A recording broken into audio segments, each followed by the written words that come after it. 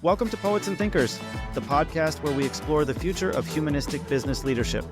I'm your host, Ben, and today I'm speaking with author and writer Avram Alpert. If you like the show, make sure you like, subscribe, and share this podcast.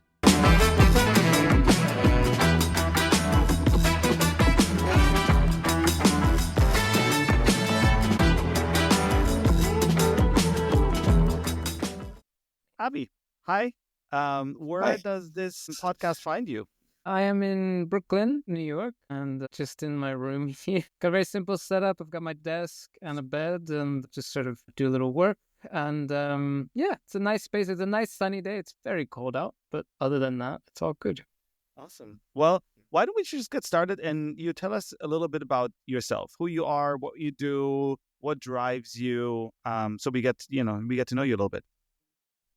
Sure. Yeah, my official name is Avram Alpert. I go by Avi. I teach writing at Princeton University. I teach first-year writing. And I also run what we call the somewhat poorly named Interdisciplinary Art and Theory program. It looked really nice when we wrote it out, but it's a bit of a mouthful. And that's a free program in New York for artists and critics and curators who are in between things and want some more education. And then I write my own work. I write a lot about, I think, the intersection between the humanities and social sciences. I like to think about what the humanities can contribute to the social institutions, the political institutions, the relationships that we all have. And I try to think a lot about how my training, my interests in what we find valuable and meaningful in an interconnected and very complex world can contribute or lay down some frameworks, values for thinking about broader interactions. And I am trying to work in this space that I like to think of as kind of, it's not self-help really, it's kind of like social help. It's ways of thinking about what we can do, how we can think about ourselves that may have impacts in the broader world. I love that, and your work has certainly made an impact on me, and we'll get to that in a little bit. One thing that I found so great when we first were actually talking in email, and I had reached out to you because I've read some of your work that you'd written, and I reached out and you said, I don't really have a lot of experience with business, but I can talk about values. And I thought this was such a great response and sort of the encapsulation of why I started this podcast and why it's called Poets and Thinkers, because I think, in fact, in a lot of ways, we need to get back to bringing those two more together. And so I'm extremely excited that we get to talk. So, your book, well, one of your books, your book, The Good Enough Life, actually found me more than I found it. I was on a walk in downtown Princeton, which we both know across the campus. There's this great bookstore, and it was outside on one of those tables, and it immediately caught my eye because it has a kintsugi bowl on the cover. And, my love, appreciation for kintsugi maybe is for another podcast, but it caught my eye. And then I started reading the first few pages, and it completely caught me, really off guard almost, because you're describing a little bit of your own observation and struggles with greatness, and we'll get to that too. But I was hooked, and then made it through the book and left really inspired with more questions than answers, even more so. And so I'm so glad we get to talk. You told me also about an encounter that you had going back to this whole, I don't have a lot of experience with business, but, I can talk about values. You told me about an experience you had when you went to Hamburg for a writer's retreat, I believe, and you were talking to some business people. Tell me and us a little bit more about that, because I think it's a great jumping off point. Sure. And I can say a little bit about the context. One of the things I like to appreciate and express is my own limitations and my own ignorance about different things. And so when I say I don't know that much about business, I don't know what it's like to run a business. I don't know what it's like to have people depend on you for their salaries, or to have your family depend on the success of your business. I don't know what it's like to work, if you're working at a bigger scale, what that could be like, and the kinds of decisions that you're making. So it's those kinds of things where I just don't want to pretend that I know about, the kinds of experiences that people are going through, even while, as someone who isn't working in businesses but obviously interacts with them all the time, I am affected by the decisions that businesses make, especially business leaders make. And so I do, as we all do, have our opinions about how those decisions might be made better, what kind of values might guide them. But I do want to recognize that obviously I am speaking from a somewhat outside position and want to acknowledge that so that we can have, better dialogue across these fields. And one of the things that we tried to do in Hamburg, I was at a place called the New Institute, and I was there for a couple of years. One of the things they wanted to do was to bring people from the humanities and social sciences together to talk with people in business, in law, in economics, so that we didn't have too great a split. It was a really nice idea. It's not always that easy. It wasn't always that successful. But one of the things we would do is have these dinners, and various of us would go different nights. So I went one night, and I can't exactly remember the specifics of who was there, the different industries that people were in. But it was a very interesting experience for a number of reasons, and one of which was realizing some of this disjuncture between values and business that isn't unknown to business people, even ones who are working in, say, heavily polluting industries. So the person sitting next to me at the dinner was very aware that the profits that he made depended both on an unequal global structure, that he, extracted minerals from places in the global south and sold them at a profit in the north that mostly profited him, not the people doing the extraction. And also that whole process was incredibly inefficient and ecologically disastrous. It was just where the profit margins were. And he was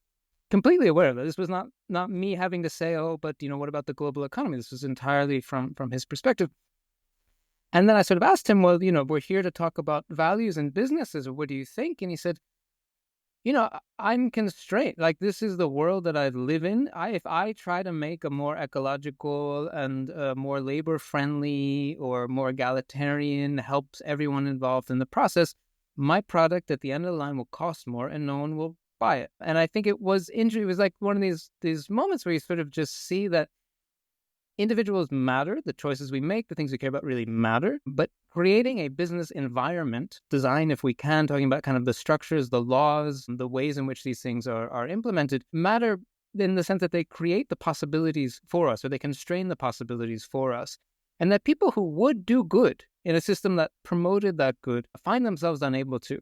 That's not to excuse what he winds up doing. It's not to sort of say there might not be other ways, or he might not be able to lobby in particular ways that he wasn't doing. But that it's not simply about like being the good ethical business person. It's about thinking about the relationship between your business and the broader environment, and what kinds of things are you advocating? Are you pushing for? Are you just sort of saying, I need deregulation so that I can make more profit? Or are you sort of saying, I need more regulation that's going to help me do the good thing because everyone else is going to have to do the right thing that we all know is going to benefit everyone. So that was quite interesting. I can keep talking about, there's lots of little tidbits that came out of the dinner. I think one of the others that sort of surprised me sometimes was we would, as the conversation advanced and we talked about kind of what would need to change systemically, one person sort of said, look, we've tried this. We've tried government regulation. We've tried more egalitarian societies, and we've seen that they impede growth, and we've seen that they, that the worst side of it, they lead to a kind of totalitarianism, and that's just what happens. And I had to ask him, sitting on the other side of the table, so someone else was sort of shouting across the table, but as we had a general conversation, I just said, what are the ways that you think about businesses? If a business finds in its course of doing things that people have tried before to have transatlantic flights. People have tried before to have electric vehicles. People have tried before to develop personal computers that can fit all these, chips and small things, and everyone can have one, and they don't take up the size of a football field. And someone said to you, well, people have tried that before. It's just impossible. I don't think you would believe them. You would try to keep improving your product. And why don't we do the same thing with our societies, with our politics? There's no reason for us to think that we can't keep improving. And I do see that in lots of places where people will say, look, I think AI is going to change everything. These technological revolutions are going to change everything. Oh, but the capitalist system, winners and losers, bad externalities, ecological destruction, that's just the only thing we can do. I think, no, apply your own business thinking to how we do these things. And I think we can think much more broadly about what's possible and reasonable, and learn from each other some methods for that kind of improvement. Yes, and I love both anecdotes for different reasons, but also because I think what you exposed in that question is exactly what I'm contemplating, and what I'm trying to explore in these conversations that I have with people from all different backgrounds, because seeing the capitalistic approach, right?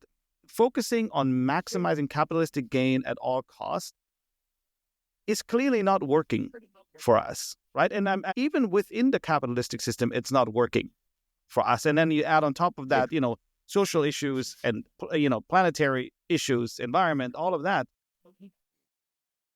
And I think I love your provocation there of saying everywhere else in your innovation cycle, we employ those thought patterns of, hey, there must be a way, right? If it's not gated by the laws of physics, there must be a way. And just in this case, we actually don't, which probably brings us a little bit into your book. But before I make an interpretation of and kind of pull out a few pieces from the book that I thought were just outstanding, what motivated you writing particularly that book? Because I think it covers a lot of what you just touched on. Yeah, I was interested in a lot of things as I was writing the book. And some of the argument of the book, just to sort of lay it out in general, is that we tend to think as a society that the best way for us to advance is to get always the smartest people in the room, the best whatever, the best chefs, the best athletes, the best musicians, the best business people, philosophers, whatever it might be, and give them all the resources. And if we give them all the resources, they'll do all the work for us. They'll come up with the best things, and it'll sort of trickle down to us, and we'll have all the what we need, and it'll be fine. They'll get fabulously wealthy, but it'll be the best for everyone. And I think that that's both. I understand the argument, and I can see how sometimes things may work out that way. But in general, I think it's both kind of practically incorrect and morally incorrect. And I think from a practical perspective, it's simply the case that all of the things that we have that really matter for us are because lots of people got involved in them. So even if we see one great athlete doing his or her best or their best on the field, it's because there were people who built the field, who mowed it, who made it possible to get there through roads and electricity and transport, and brought in all the materials and brought in the concessions and grew the food and all these things. And that we only look at this one point, this kind of like final person doing the performing, instead of looking at everything around it. And so what I wanted to do was shift our perspective a little bit to everything around it. And what would it mean to think about our goals and our values and our ideals in society as recognizing the ways that all of us contributed, as opposed to just the great ones, all of us good enough people. And so I think some of that came from a sense that there was this increasing in all fields. And I wrote it a lot about the economy and about how we think about nature and parenting and so forth. But it began, as a lot of things I think do, just in my own immediate world. And looking at how people who work as artists or writers or thinkers, there were narrower and narrower paths to that kind of life, and that it was being reserved for a fewer and fewer sort of select few who were deemed great. And these great few got all the gallery shows, all the museum shows, all the book deals, all the big lectures and so forth. And it did not in any way track onto the available contributions that many more people could be making in those fields. And I would see the same artists again and again, even though knowing that there were hundreds of others quality artists out there who were not getting any recognition or respect. And I think that that mapped very much onto what we saw in a lot of the, I began writing the book in thinking about around 2017, 2018, where alongside a lot of political upheaval, we were seeing that people were feeling disenfranchised and left out and like their voices didn't matter.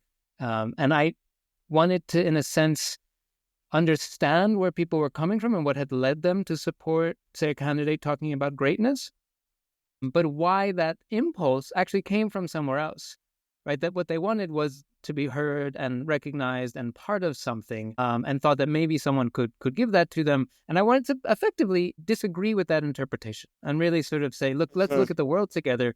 Let's see what happens. I'm not telling you you're wrong about your life or what's going on or what's frustrating you at all. That's not my place.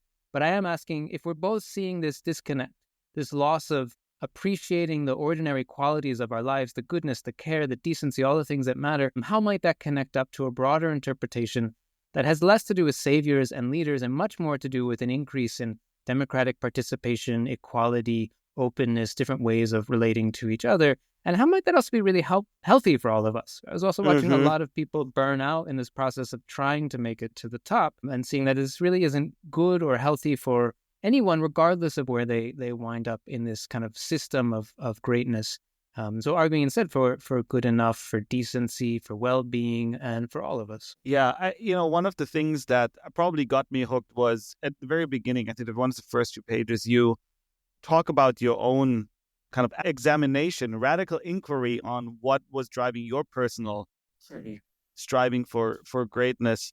And I read that, and it was basically reading my own inner dialogue for the majority of my life. And I want to ask you about what do you actually, before we go into all the other things, I want to ask you how do you define greatness? Because I think that's important. And then, of course, also as it relates to that, how do you define good enough? But I think I also want to talk about, and I don't know if you want to do it in the context of this, that's why I'm bringing it up, about what often underlies this striving for greatness. Because I think you already touched on the societal reward system and incentive structure that's built. Yeah. And then there's an internal part to that too. I don't know, you can take it in any which order, but I would love to hear your thoughts on that.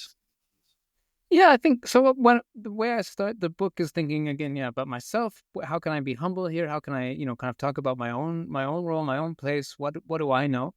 And from a young age, I think like most of people, you look around the world and you want to see how you can kind of be respected and appreciated and part of something.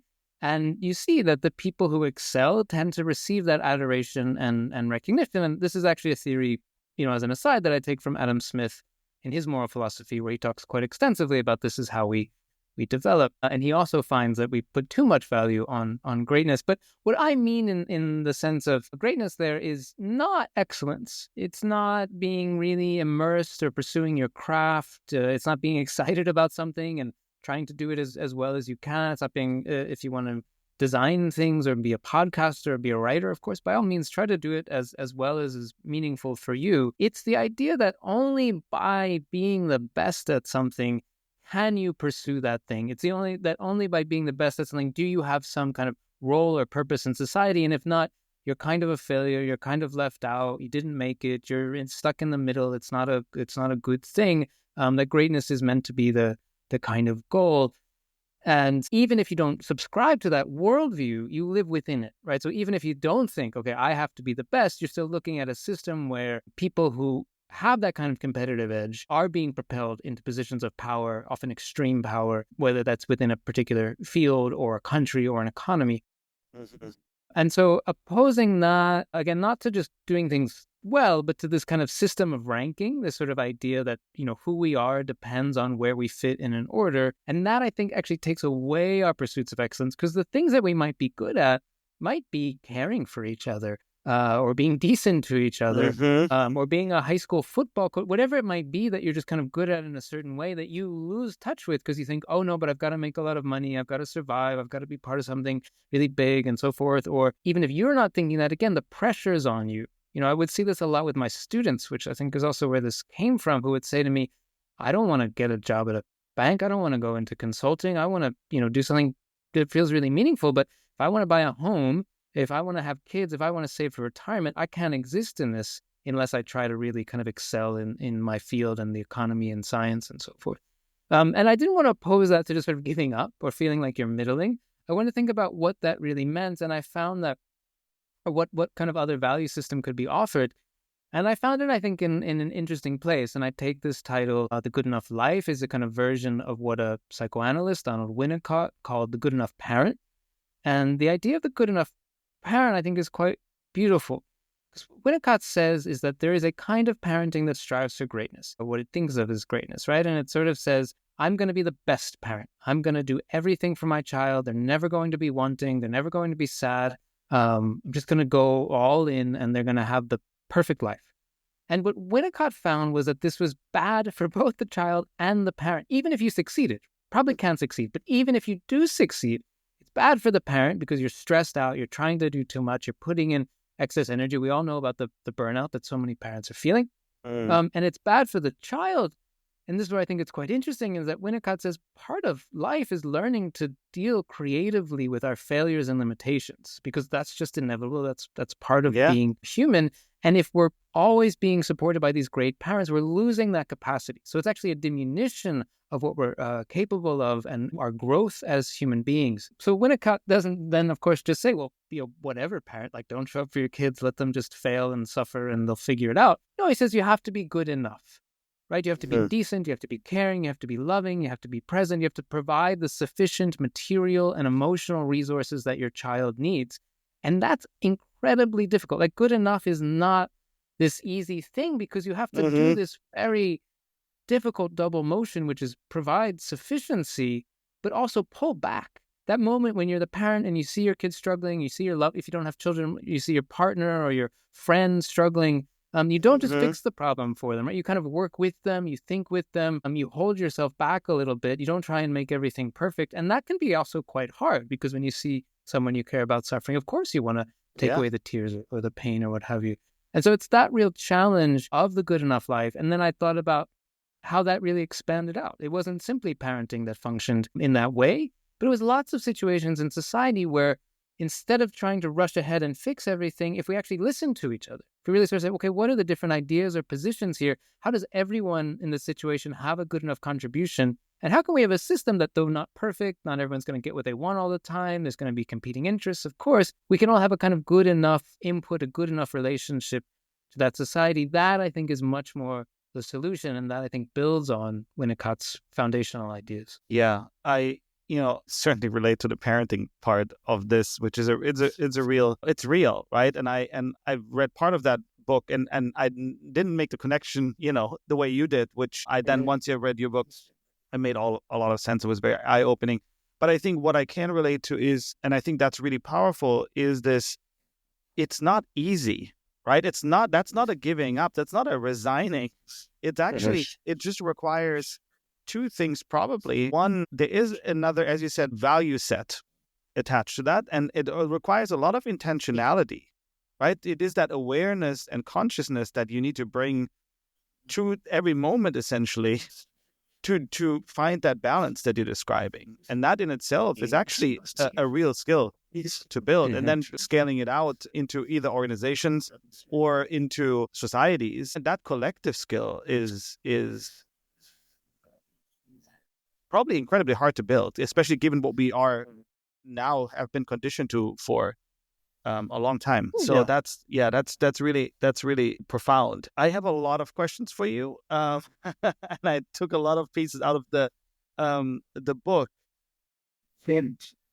So one of I guess pushbacks, which you also kind of outlined in your anecdote from Hamburg, is often this. Well, but that but if I do this right, if I follow this new, let's say, philosophy, if I try to this new approach in business or in society, then my company will die, or my product will not sell, or as a society we will fall behind. At the same time, I think what you do really well in the book is you use a lot of really powerful data points to say, look, we are the wealthiest we've ever been. We are the most productive we've ever been as humanity. And yet so many of us are disconnected, dying, hungry. When we're looking at the planet getting hotter, we know it's not working. How do we reconcile, or how do you think about reconciling those clear facts, right? And on top of that, also over the long arc of humanity, we have been getting better, right? There's Hans Rosling's book, Factfulness, that talks about how when we're looking at child mortality, for example, we have been getting better. How do we reconcile all of those? I think you mentioned that somewhere, you call it the fundamental paradox of our present condition. How do you think about that? How do we move into meaningful dialogue, right? Because all of it is so polarized, and it's either or all the time. It's black and white, 1 or 0, binary. What are your thoughts on that? Yeah, I mean, it's not easy. And I think one thing, though, is to begin with the recognition that we can. And at a fundamental level, I think there is a hold on our imagination sometimes. And we sort of think, because of these things, have gotten, because childhood mortality, infant mortality has decreased, because lifespans have increased, because general wealth has increased. I mean, we have all sorts of amazing technologies. We sort of say, oh, well, it must be because of all the bad stuff. We almost make this a kind of implicit thing. For some people to live well, other people simply can't. And other people, that'll be different in another generation. And that's kind of how the world works. And again, I think it's that kind of thinking that business itself sets out to undo. The whole point of business is to sort of say, just because it's been done this way before, it doesn't mean we have to keep doing that way. We can do it differently. But it's also to recognize that the types of advantages that we have also come from things like energy sources, right? Sometimes we sort of say, well, it's because of inequality that we're able to advance technology and some people have access to it and then it gets better for everyone. But it's also true, and the number isn't fresh in my head, but Václav Smil, the kind of historian of energy systems, physicist of energy systems, goes through this and says effectively on average, and every adult has something like the equivalent of 40 people working for them around the clock, just through the power of oil and gas. And Yeah, wow. for some people, that's zero, right? And for some people, that's several thousand, depending on where you are in the income and your Right. access to these things. But we should remember that so much of what has advanced all these things, the facts that we see, is the discovery of new sources of energy and power.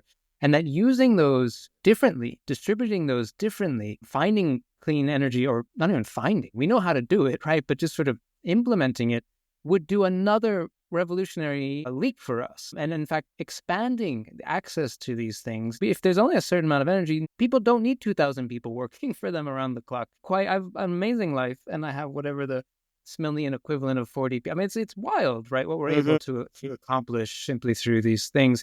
And so that would actually be an amazing advance to have more general availability of something like energy resources. And we, again, know how to do it. But like you said, there's polarization, there's locked in things. So I think one thing is just advancing our imagination by advancing our understanding. How did we get here? What got us here? And it is not simply the best that got us here, right? A lot of this was people working together. One of the examples that I like in the book is a kind of example for cooperation, and I don't go into it in so much detail, but there's a moment in 1941 when the world's rubber supply is dominated by the Japanese, mostly in Southeast Asia. Japan has sort of taken over Southeast Asia. And they're able, this is a moment when you can't fight a war without rubber. I mean, rubber is the essential, one of the essential components for this war. And the United States realizes we need to be able to make synthetic rubber. We no longer have access to the natural thing. They had not been able to do it. And lots of chemists in lots of different places have been kind of tinkering at little parts and little pieces, and no one had ever really managed to have a breakthrough. And then they got involved as a society and basically said, look, we need to make this advance as soon as possible. No more of this. This business works on that. This scientist works on that. We are working together. And everyone's going to put in all hands effort. And within 9 months, they were producing enough rubber to continue that they didn't have at all previously, or just little bits. Not because of competition, not because of dividing people up, but because of people coming together and thinking, this is what we need to do. How can we do this? And we forget, I think, sometimes little examples like this where it is because we stop doing the kind of competitive thing. We start doing the working together thing. And that's where a lot of our advances come from. How do you do that day to day? Like, how do you do that to break through polarization? I think at some level, it's just long and slow and difficult work of talking to people and also listening to people, right? And really just sort of, I think, there is a lot that can be accomplished if politicians who have a general interest at heart, business leaders who have a general interest at heart, people who really do care about the decency and well-being of the whole society, don't presume that they have the answers, don't presume that they know what everybody needs, and do convenings, bring people together, talk to them, listen to people who are feeling really frustrated and why, and don't blame them. Don't say, well, you didn't study hard enough, you didn't advance enough. Understand what are their conditions. These kinds of things that we don't think of as politics or social change, I think can matter quite a bit.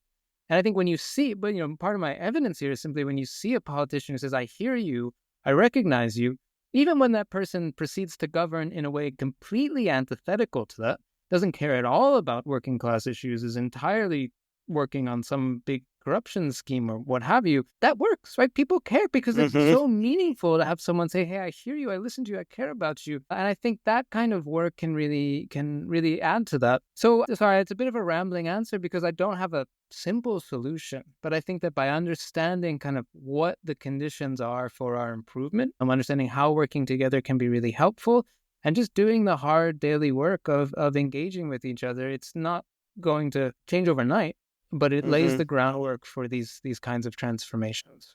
Yeah. And, there is no easy answer to any of this, right? It is nuanced, it is complex, and it requires a lot of conversation, right? But what is interesting is when you go all the way down to, what's underlying it all, right? Then what's also interesting is, and I think you touch on this in many ways also in the book and your writing overall, the human condition in itself is so paradox, right? Because we are a collective species. We've always evolved as a collective. We need each other. We're social species too, right? But then again, at the same time, certain things trigger very individualistic survival mechanisms, I guess, and they are still very present, very alive in everyday situations, be that in organizations, be that in society. And, one of the reasons I call this podcast Poets and Thinkers is because I believe that we're at a point where more than ever, maybe, or certainly at a point where we will require a reminder of there are parts of our nature that can lift us out of those very individualistic, often fear, individualistic tendencies of the human nature and into the, I guess, higher level thinking that really cultivate more of the collective intelligence and the fact that we are a social species and we need to work together. And I read something, I forgot who wrote it, but it was basically along the lines of, if we have one way forward, it's basically we need to remind people of what's worth protecting, right? Of the beauty of all the things that humans can make when they come together. And I think, your anecdote from 1941 there is interesting because in these times, certainly when there's a, world war raging, there's the collective fear is probably so big that then that overpowers everything and everyone realizes, oh my God, we actually need to work together, right? So then the question is, how do we cultivate without getting into these extreme situations where it's really about the survival of, big parts of humanity, maybe not all of it. So this was a long way of setting up the question of, how do you think about this paradox of the human condition, and how can artists, intellectuals, people that can remind us of our ability to create help? Yeah. I mean, I think also it's a good point. The one thing I really don't like about that example is that it's a war example. It requires a kind of enemy to drive people together. I'd love an example, and I think in some ways they exist post-war, right? There's lots of global institutions that develop to try to generally better the condition and avoid getting back into war situations. And I hope that we are able, as a species, to be able to remember that and rekindle and recall these moments when we see actually our destinies are linked, that it is not going to work well if we wait for catastrophe in order to figure out how to avoid the next catastrophe. We've had enough catastrophe we should have learned by now. And I hope that we rekindle some of that kind of humanitarian spirit of really caring about everyone and the world that we share, the ecology that we share. In terms of the, but I think one of the tricks that you're pointing out is it's difficult sometimes to parse what is our self-interest and what is kind of generally good. And philosophers have tried very hard to narrow the gap between those things and to really think that, self-interest is actually sort of enlightened self-interest. And if we were to act, what's best for us is in fact to improve the conditions for everybody. I think another way to think about it is that what are the conditions for my expressions of individuality? What are the social or political ways or emotional, relational ways that I can be the kind of idiosyncratic, interested person that I am? And I talked about this a little bit earlier, where we talked about how greatness sometimes occludes excellence, right? That sometimes this pursuit of kind of being at the top of something where there's only a certain recognized number of tops may stop you from doing what you're actually very good at. And so I think kind of thinking about what would you actually like to do? I mean, I think some people have this kind of hierarchical, dominative tendency. I don't think it's who they are entirely, but they have a certain tendency and it gets exacerbated. I think most people would like just to live a pretty decent life, would like not to have to work all the time, would like to be able to spend time with their family and friends and do enjoyable activities. And I think if we kind of recall that the things that we really care about are sometimes impeded by the way that we structure things, we might remember that actually our own ability, the conditions of our own ability to do the kinds of things that we care about, we find meaningful, happens best when everyone can do them. If we create conditions in which it's like, oh, it's a competition and only some of us are going to be able to do it, and then we've got to fight each other, and then we're not doing the thing we want to do because what we're doing is fighting each other. If we create conditions where actually everyone, wait, how do I make it work so that if you want to do a podcast and someone else does too, we can have two you know what I mean? Like we can kind of grow the possibilities and capacities. Even if that means not everyone's going to listen all the time, that's okay. Right. But we still have meaningful conversations as part of it. So that's, I think it's hard though sometimes to put those moments together when the world doesn't feel that way. And as much as we can to think politically, think socially, think relationally, what can we do? What kinds of things would we like to see our leaders talk about? What kinds of things can we as leaders in our communities or our groups do? And I mean, to give just a tiny example from, I was talking earlier about how I think, sometimes good writers or artists may get excluded in their own field. One thing is if you are a person who's having a lot of success, make sure to, if you're invited to give a talk, invite someone along with you, right? Bring someone in who is really smart and talented, but isn't getting as much recognition. Have them be a part of it. Or if you're an artist who's offered a show, don't say, great, that's mine, right? But, I know like two other people who are really doing good work. I think it would all work together. And this does happen, and it's really beautiful to see. I mean, I don't exactly know what that would look like in business or design, but I think that would be a really interesting question for people. What can you do when you're having a bit of success if you don't think this is exactly, if your success is blocking out some space from other people, how can you bring them in as opposed to how can you get to that next, how can I make the next million or billion or whatever, or how can I have that next show or that next book or that next, famous lecture circuit? Like, how can you kind of bring people in? It's really hard to do, but it is something that we do have some control over in our immediate spheres.